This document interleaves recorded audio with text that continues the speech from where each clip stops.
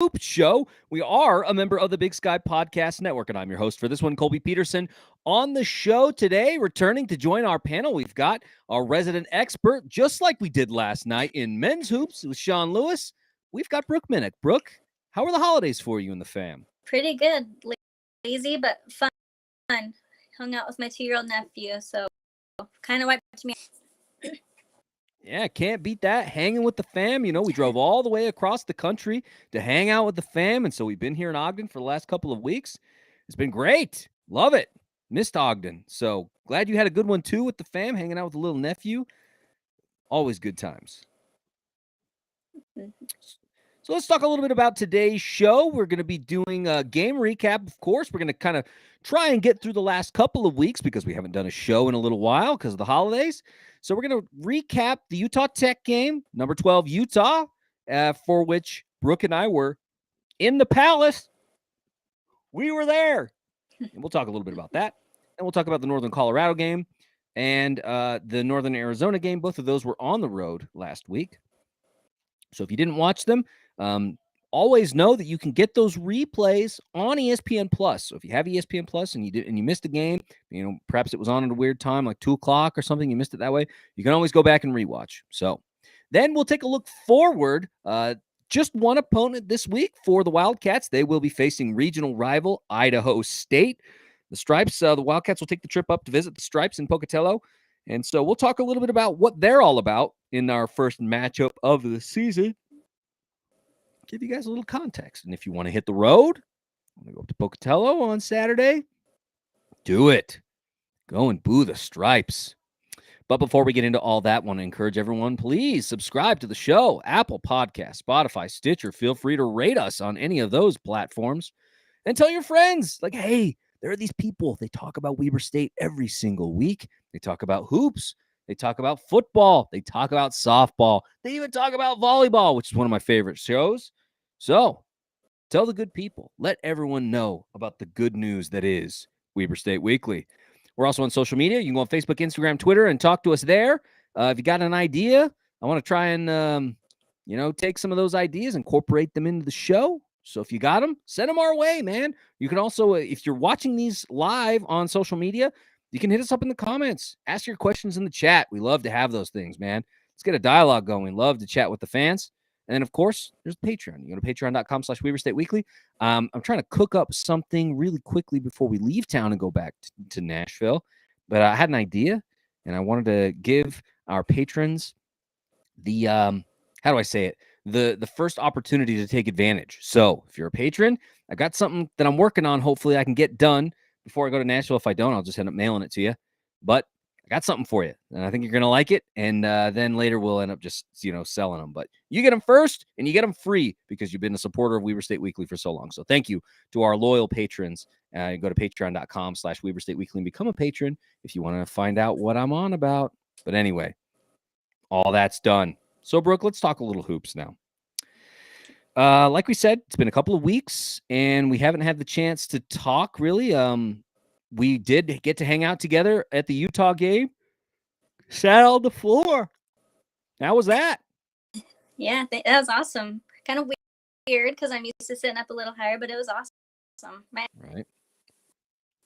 Yeah, Brooke, if you didn't know, Brooke has her spot in the Palace, and that's kind of where she sat. But when she sat with us down on the floor, I think somebody else was like sitting over in your spot, and you're like, hey, what the freak?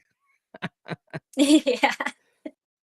It's okay. So, I had the floor, so it was fine that time.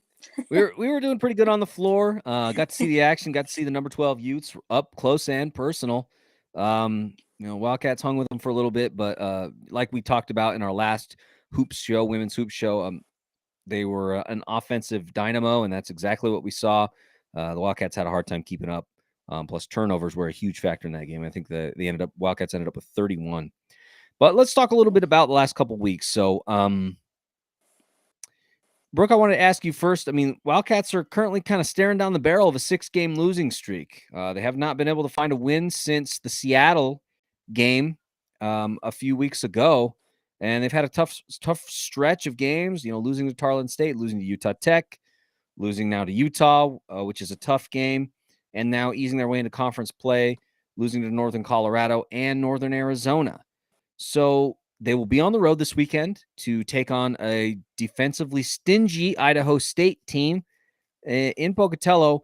I don't know. Are there any positives that you can see that came from the last couple of weeks? Some progress that you've noticed with the team that even though, yes, the scoreboard says we lose, there are things that indicate that things are moving in the right direction. Anything you're seeing?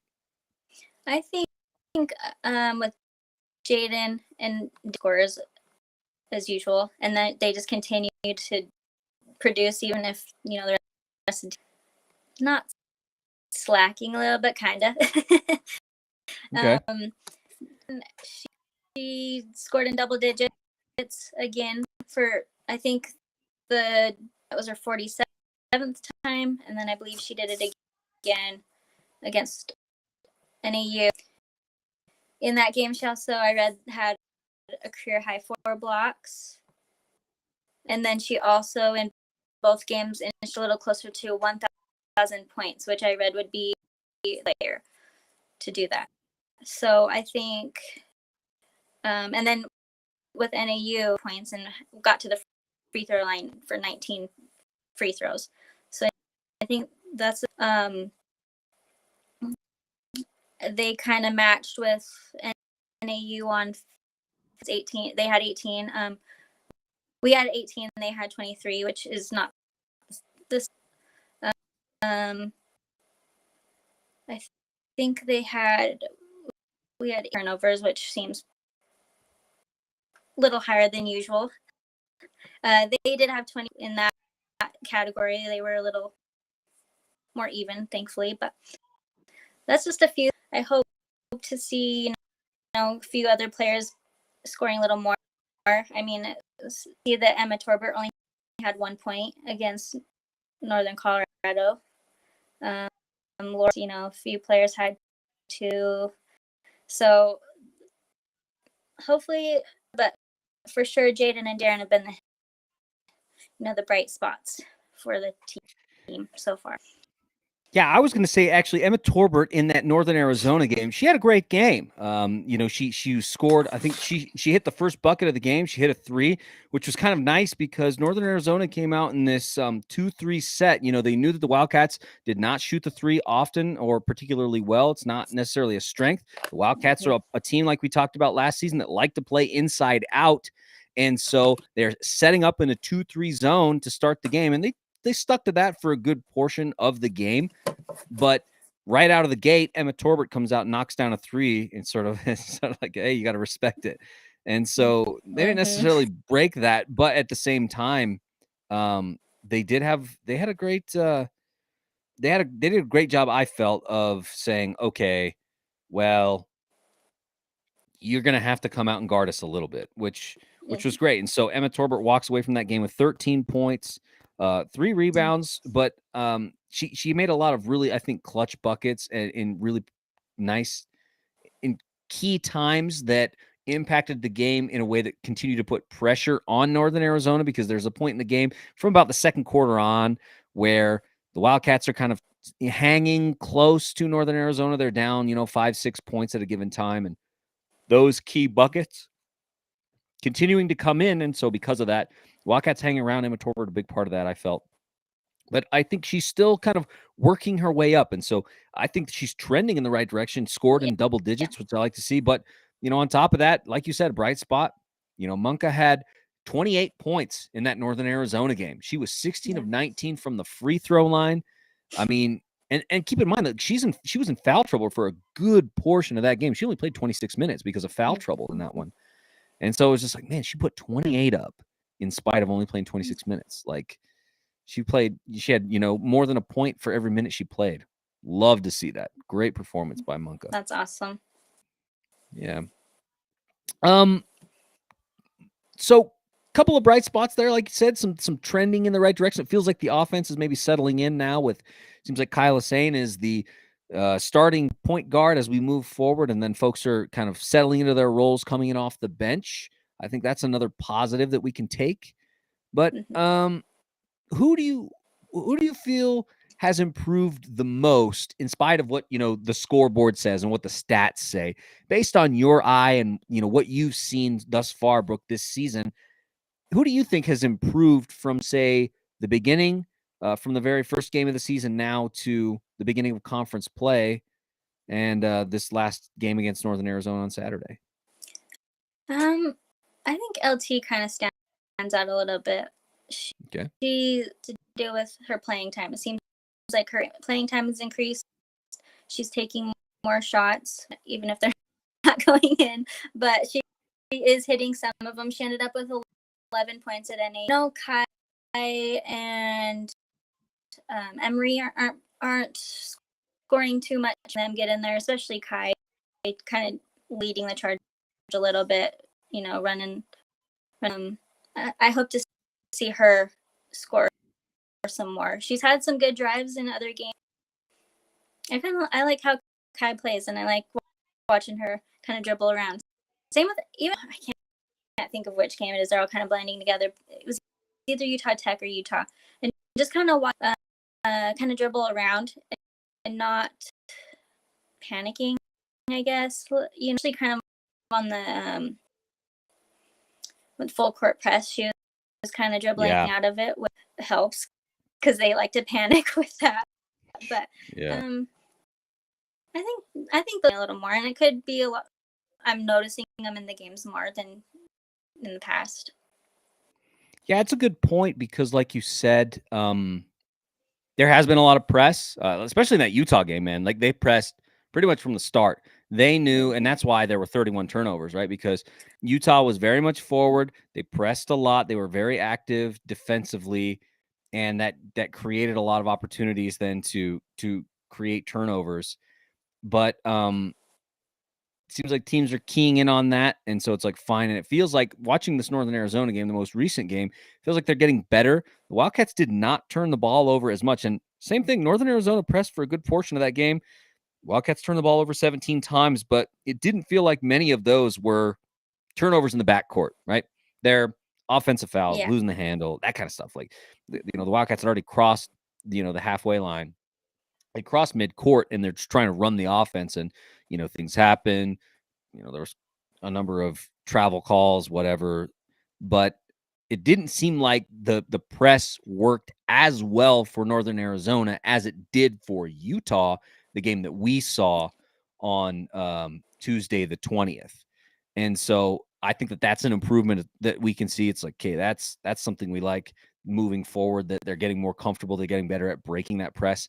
And I think that I felt like we saw in NAU's game was that the Wildcats started to not only break the press, but make teams pay. I think especially in that second half. And he was, they were committing 4 players forward to that press. And so Weber was trying to move the ball down the court relatively quickly. And there were a lot of, drive situations where they were one-on-one. I think the Wildcats, might work on a little bit of finishing around the rim a little bit more, because there were a lot of opportunities, I think, that got missed in those one-on-one situations where the ball just didn't go in. If a few more of those go in, it's a completely different game that we're talking about in Flagstaff, right? Because the only thing that keeps Northern Arizona in that freaking game is 3-point shots. So it's a bummer, because it felt like the Wildcats were getting the shots that they wanted. They just didn't go in. But overall, it feels like there was growth from what we saw against Utah to now what I saw, rewatching the Northern Arizona game, that there was some progress there in breaking the press, because I think that we'll continue to see it for the rest of the season. Oh, yeah. I think so, too. So, obviously, the 6-game losing streak is there. I think that if you're watching, it's not like there have only been a couple of games where the Wildcats have really struggled. Those would be the Utah game and the Northern Colorado game. Aside from that, the games have been pretty close. If you watched the North Dakota game, it was close. If you watched the Utah Tech game, it was close. If you watched the Northern Arizona game, it's close. And so, like, a lot of these games, it's not, you look at it as like, oh, 6-game losing streak, Colby. But it's like, no, it's not as bad as it seems if you're watching each of these games and you're seeing how the team is playing. If you're in it, it's not exactly what you think. So, but 6-game win streak is there. Brooke, what do you think that the Wildcats need to do, or what do you want to see more of out of the next couple games that you think will get the Wildcats back to those winning ways? I think first, of course. Turnovers, yeah, Always. Every yeah. I continue working on the full court press break. I better, of course, like we've said, but they've got to break it fast, or bigger players to dribble too much. But if they could take a couple steps to get around somebody, then do it. The open person, or stuff like that. And then, like you said, the shooting. I'm close, but layups and stuff are not falling. Mm-hmm. And it seems to be a trend. The game starts to flip is because of those shots that we're missing. Turnovers always comes to mind first, though. It just seems like even if they've been turnovers lately, but it just seems like some of the turnovers are at the worst time. Like we're starting to make bad pass, travel something, and then they run down, shoot a three, and make it, or something. So I think I'm always going to say turnovers, unfortunately. No, that's totally fair, right? Because it is a key factor. You're giving a possession away. The Wildcats are averaging 21 turnovers a game right now. Below that average, obviously, in the NAU game. Getting that down to 17, so bringing that down a bit. But still, a fairly high number. That's 17 possessions. Mm-hmm. Even if you only score on half, you score a 2-point bucket, that's 14 points. You know what I mean? And so it's just like, I don't know, man. Like, well, if you're averaging 21 and you get to keep half of those, that's 20 points. 20 points wins almost all of these games. Yeah. You know what I mean? If you could just keep the ball a little bit and put the ball in the hoop. But I agree with you. Finishing around the rim could be a point of emphasis because the Wildcats they're not gonna shoot the ball from three a bunch. It's not what this offense is. We talked about it last season. It's not what they do, and that's okay. They don't have to shoot from three, so long as they're getting their shots, and it feels like they're getting them, right? That they're figuring out ways to find each other, pass the ball. Sometimes, yes, there are turnovers in those situations, but it feels like they're doing a good job of finding each other and improving that assist number, because the Wildcats are dead last in the conference in assists right now. But I think that number improves over time. It's tough because now the out-of-conference schedule is baked, and you're in the basement, and so it's going to be hard to bring that average up after 14 games at this point. But not impossible, and I think that if they continue to share the ball the way that they have been, it'll come up. But it feels like they're getting opportunities around the rim. They're just not falling, or they're putting themselves in and-one situations, and the ball just doesn't go down where, there's really, really good potential where it could. And so I think that those two things, if they continue to improve the way that we've seen them, we're talking about a different situation as we, maybe move into February or in mid-February, as opposed to what we're looking at right now at the very beginning of conference play in January. And maybe, I know it goes along, we gotta limit the cold spells. Oh yeah, there are long spells where, and I think that goes back to finishing, right? Where it's like you're getting shots, they're just not going down, and so it's obviously killing your percentages, but also that's what feeds those cold spells, right? Where it's like you're doing everything you need to do, except the ball just doesn't go in the hoop. Yeah, they somewhat panic in certain situations, and then they're like, oh no, we got to run down and just shoot everything. Just keep with your game. Do what you do best. Yeah, because it works. Even when, Northern Arizona's throwing a 2-3 zone at you, daring you to shoot from the outside, Wildcats found ways to get around that, some backdoor cuts and stuff like that, or, forcing them. They're going to commit. I noticed that there were a lot of nifty passes in the key where the defense was collapsing around a player driving in. That player's kicking it out to somebody who's, cutting back door or something like that, and finding good opportunities that way. I think if you continue to do stuff like that, teams will rethink the 2-3 zone against the Wildcats. Yeah. But Brooke, I want to ask you though, if you could pick one thing, say there's a silver bullet for the Wildcats right now, whatever that might be, one silver bullet that you could choose to shoot that would improve and have the greatest impact for this Wildcat team, what would it be for you? What's that silver bullet that you're like, yeah, if that gets fixed, we're in business? I want to say shooting, because I mean, it just seems like the shooting is really what kills anything. The shot's not going in, and that the cold spells, like I've said, just if we could make that's well, just not having cold spells. Sure. If I'm picking, I think for me, I think it goes back to the assists. And I talked about this on the men's show as well. That, same thing for the men. The men are dead last in the conference in assists as well. But they're finding a rhythm. They're heating up. If you didn't hear that last night when we were talking. But I think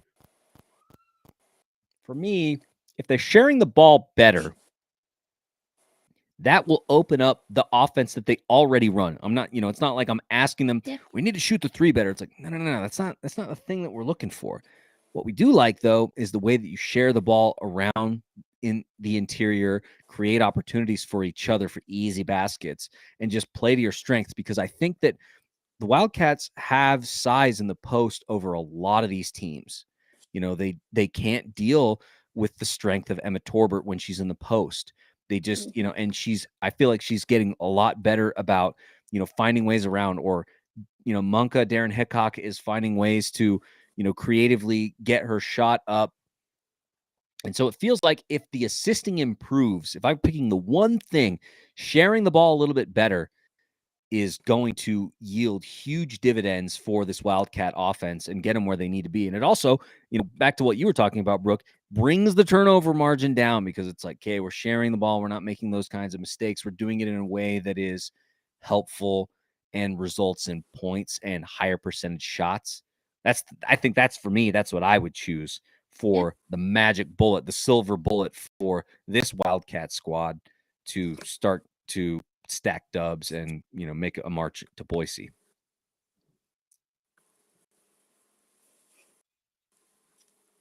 One thing I wanted to talk about, Brooke, and ask your advice here was we started the segment talking about things that you see that you're like, that are going well. What do you feel? We talk a lot about what needs to change, but what needs to stay the same at the same level it is right now for the Wildcats to take the next step and climb up the conference rankings?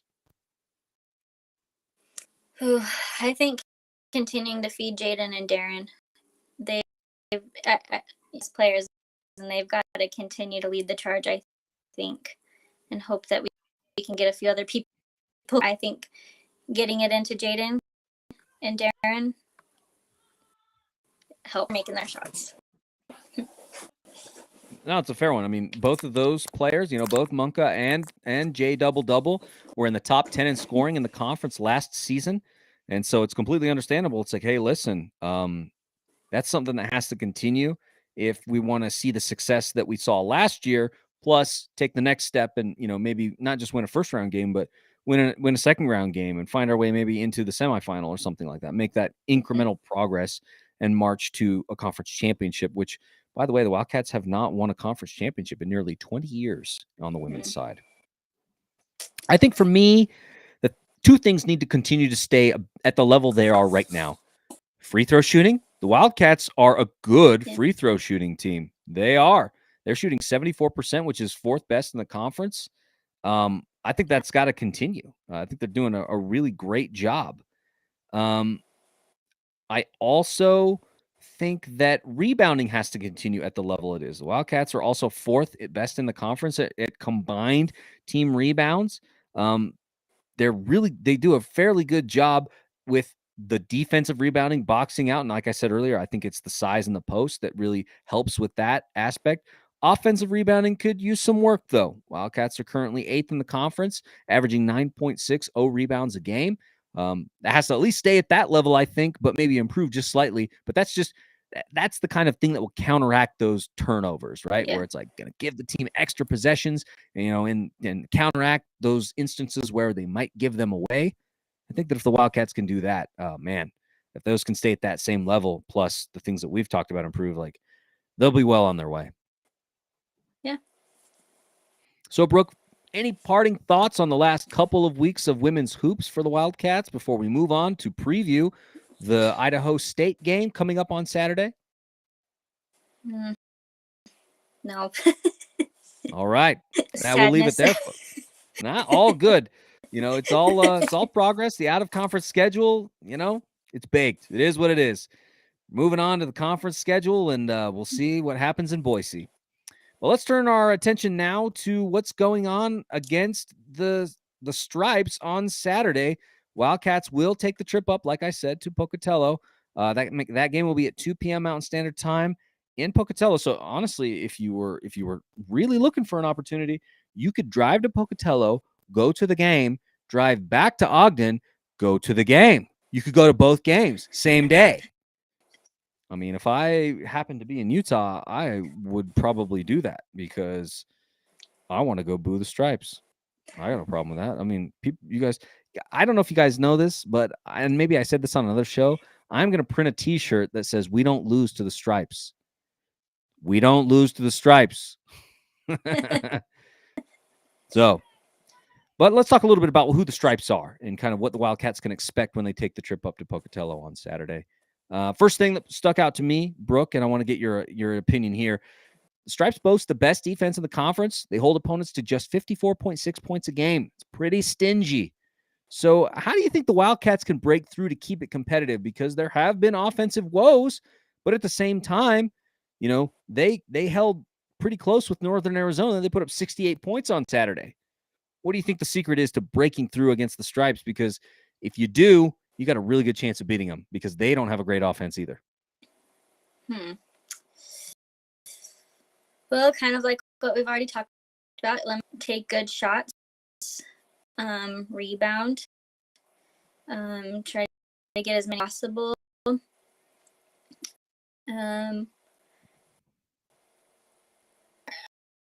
They're not too good at free throws either, right? So they are maybe not. Smart they fouls. They are a terrible free throw shooting team. The Stripes right now averaging about, I think they're dead last in the conference. Let me check that out. Yes, ma'am, they are dead last in the conference, shooting 64% from the free throw line. This is a team that you want to foul. Although I will say that's important. We saw the Wildcats are a very physical team, right? They want to play you inside. They had some struggles guarding the perimeter against Northern Arizona and against Utah from what I saw. But when they are playing their game inside, they can be very physical, but that can come back to bite them because, like we said, Northern Arizona game, there were a lot of players that were in foul trouble, including the offensive engine of the team, Darren Hickok. She had 3 fouls, with quite a few minutes left in the second quarter. Only played 26 minutes in that one because of foul trouble. So you want a smart foul, like you said, Brooke. I think that's the way. I agree with you. Foul the right person, and man, you're just throwing the ball away, man. This might as well call it a turnover, baby.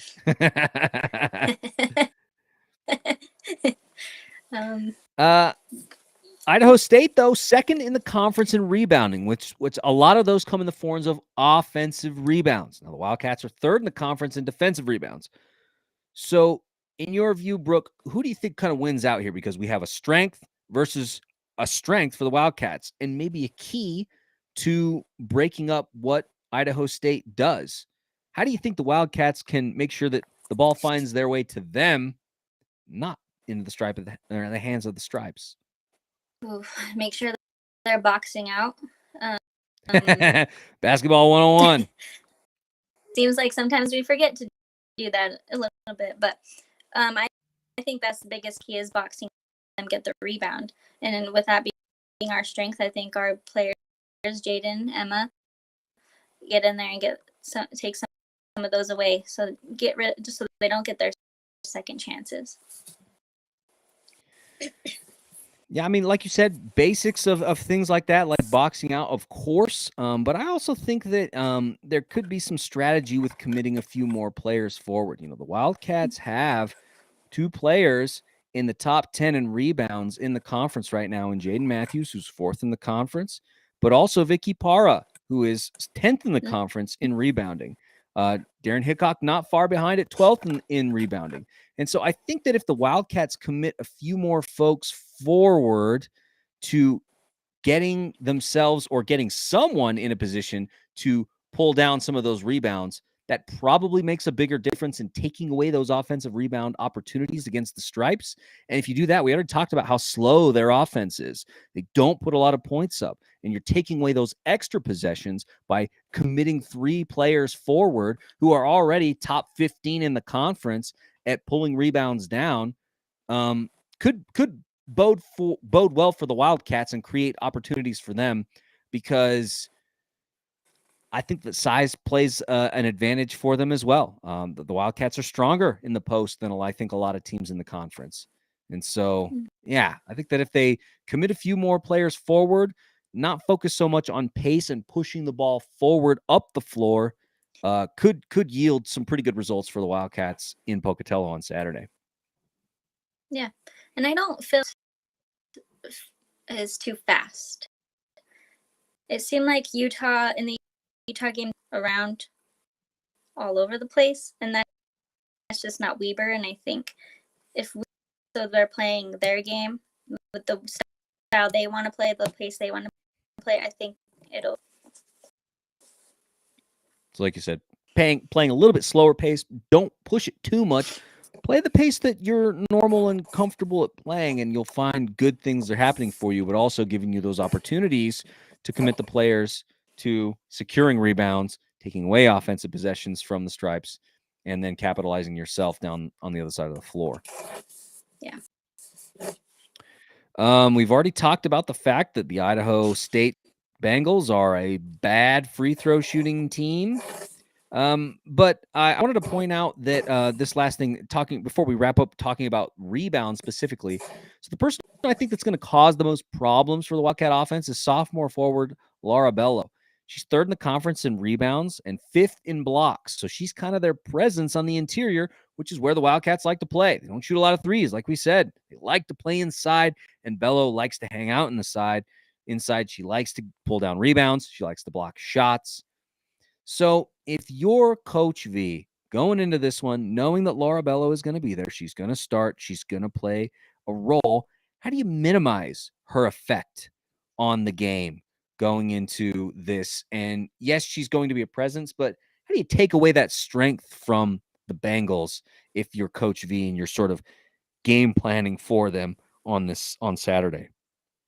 I say try getting her in foul trouble. If you have someone like Darren going at her, maybe her little pump going around her, maybe get her in foul trouble, might take her out of the game, at least her not wanting to foul and get some easy points on her that way. No, I think it's a great strategy because, like you said, Monka did a great job getting to the free throw line. I think, didn't we say she had 19 free throw attempts in the last game against Northern Arizona? Yeah. She does a great job of getting to the line. And so I think that if she is, well, here, let's take a look and see free throw. I want to see free throws made. Oh, they don't show me attempts. Oh yeah, they do right here. I want to see who leads the conference in free throw attempts. Why, it's Darren Hickok. 109 free throw attempts in the game, 78% shooting percentage from the line. I think you're right, Brooke. I think that if you can find a way to, that J double or Emma Torbert, or of course, like we just said, Monka, find a way to get Bello in some foul trouble, man, that's probably gonna cause some problems for the Stripes because you're taking away one of their key players. And it's not like she's a big offensive presence for them, but she does other things that makes their offense run, like blocking shots, and then creating potential fast break opportunities down the other side of the court, rebounding the ball, securing that, and offensive rebounds are obviously going to be a piece of that rebounding, structure. So right now offensive rebounds in the conference. She's second with 35 offensive rebounds on the season. That's an average of about 2.7 per game. Not to mention, her defensive rebounds of I just lost it right there. She has 81 on the season, averaging 6.2, so 8.9 rebounds a game from Bello. But you take away all of those rebounds if she's in foul trouble sitting on the bench, plus giving yourself opportunities from the free throw line and getting the bonus early. I think that's a great strategy, bro. Are you sure you don't want a job at Weaver State coaching basketball? That'd be fun, but I don't know if I have like real. Don't worry, me neither. We just talk into microphones. That's it. Let's let the professionals handle it. Yeah. But I like what you're saying, though. I think that you're right. The way to minimize Bello's impact is just get her off the court. And the way to do that is get her in foul trouble. And so that way she's either not on the court, or when she is on the court, she's got to play soft because she doesn't want to foul you again. So, and then it just plays to Weber State's strength, which is we want to play inside, we want to play in the post, and we want to get high percentage shots. Yeah, how awesome Big Sky refs are. So they'll probably call some of those blocks as fouls. Yeah, I will say that in the NAU game, I was very frustrated in that first quarter. There was a moment in the NAU game where the refs called 3 fouls on Weber State in a 5-second span. Like 5 seconds ticked off the clock and then 3 whistles. Like, are we being for real right now? Like, what even is this? Munko was in foul trouble early in the game. I mean, a lot of people are in foul trouble in that game. And like Vicky Parr was in foul trouble. And it's just like, dude, what is this? So like you said, Big Sky refs. But yeah, but we'll see how that plays out. Yeah. Any parting thoughts on Idaho State, Brooke, before we look at the upcoming schedule? No, I don't. Yeah, I think it'll be a good one. Like we said, a stingy defense that the Bengals have up there in Pocatello. But if the Wildcats can get them off their game, play inside the way that they like to, and start to get the basket to fall, Idaho State, not a great offensive team. And so you'll have a really good chance of beating them, even though, you look at them and go, wow, they're so good. They're so good. It's like, they're okay. I think the Wildcats have a chance. Yeah, I think so. So let's take a look at the upcoming schedule then. Like we said, Saturday, January 7th, the Wildcats take the trip up to Pocatello to play Idaho State. That'll be at 2 p.m. Mountain Standard Time. You get your tickets at isu.edu/tickets. Go to the game, folks. Go up there, man. It's fun. It's fun to go up there and have more purple than orange and black in the stands. It's happened a few times that I've been up there. Or if you're like me, you'll probably watch it on ESPN Plus because may probably be on the road, maybe back in Tennessee. I'm not quite sure. But ESPN Plus is available to you as well. Or like I said at the top of the show, if you miss any of these games, you can always go back and rewatch them on ESPN Plus. They're there for you. Then the next week, the Montana schools come to Ogden Thursday, January 12th. Start with Montana in the Palace, 6 p.m. Mountain Standard Time. Tickets at WeaverStateSports.com or watch on ESPN Plus. Watch for a lot of ticket deals, folks. There have been a lot of good ticket promos this season. I think folks, expressed that a lot on social media, in surveys. They said, hey, we want more ticket promos, ticket prices to be lowered. They've answered, man. There have been a lot. Not even, and listen, women's tickets aren't even expensive. So I don't know, man. Just get to the Palace and go boo the Grizz, because it's always fun to boo the Grizz. It really is. We went to the Grizz game last year, right, Brooke? And that was great because we got the dub. Yep. That was awesome. And didn't they beat Montana State at home too? Yeah, because they did beat them once, and I can't remember if it was the roadie or if it was in the Palace. I don't remember which, but they did beat them once. Okay, so, and of course, if that's the game on Thursday, then Saturday, January 14th, Montana State, the reigning champs, come to Ogden and play the Wildcats, 1 p.m. Mountain Standard Time. Tickets, once again, at WeaverStateSports.com or ESPN Plus to watch it. Then the following week, on the road, Thursday, January 19th, at Portland State, 7 p.m. Mountain Standard Time, ESPN Plus. Then Saturday, January 21st, down to Sacramento to take on Sac State, 2 p.m. Mountain Standard Time there, ESPN Plus. And then the last one I have on my list here looks like the Idaho and Eastern Washington will be coming to town. Thursday, January 26th, Idaho in town. Idaho is good. I don't know how to say her name. I didn't look up the pronunciation schedule before I started. Beyonce Bea. I'm not sure. She just won Conference Player of the Week for the 7th time in her career. She's good, and she's coming to Ogden. So even if the Wildcats have a hard time dealing with the Vandals, go watch a great player play in the Palace on that. It's a weird game though because it's at 11:30 a.m. Mountain Standard Time on that Thursday, the 26th. So take a lunch break, take a long lunch, go to the Palace, watch the game, and go back to work. It's a great team. Or don't. Or don't.